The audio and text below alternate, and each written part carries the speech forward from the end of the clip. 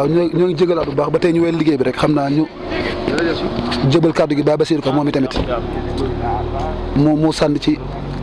ay kàddu gannaaw ba mboolem mbokki taalibe kenn ku nekk am na loo ki sànni moom itamit du ñàkk lu mu dimbalee mbokki taalibe yi kon ñu jëbal ko kàddu gi rek waaw bisimilah. ok ñu ngi leen siyaar bu baax di siyaar mbokki taalibe yi fi teew yëpp di ñaanal suñu kilifa yi suñu borom bàyyi leen suñu kanam parce que moom Cheikh Ibrahima Fall waaw tur yàlla bi nag moom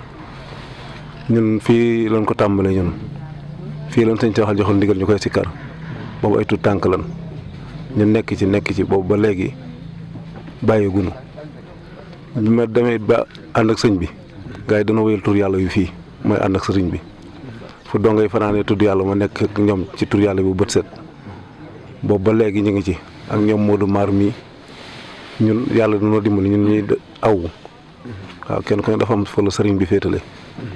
ndax ci gannaaw Baye Badara lan boot woon ci awu bi di koy defal nag moom mu laabiri ci lool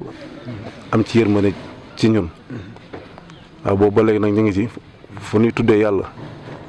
ci kër sëriñ bi Modou Mar bi ñëwee sama ginnaaw lay nekk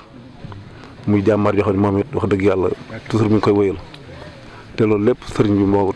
moo ko def ci suñu jëmm yi kon ñu ngi koy ñaanal suñu borom dolli leeram ba mu nekk dolli yërmaanim ak mboolem ñoom fa nekkal ak mboolem ña ko fi fekki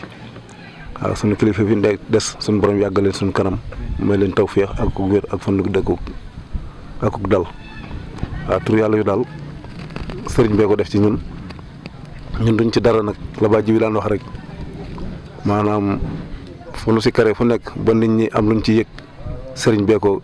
yëgal ci seen jëmm yi waaye du ñun moom dañoo wax loo rek ñuy wax li ci des nag nu bàyyi ko sëriñ bi di ñaan rek suñu borom yàggal ko fi barke Cheikh Ibrahima Fall jërë ngeen jëf sant nañu baax. waaw kon xam naa ñu jëbal kàddu gi tamit Baye Modou Mar rek moom itamit du ñàkk moom lenn duñ ci sànni waaw ñu jégal baax bisimilah.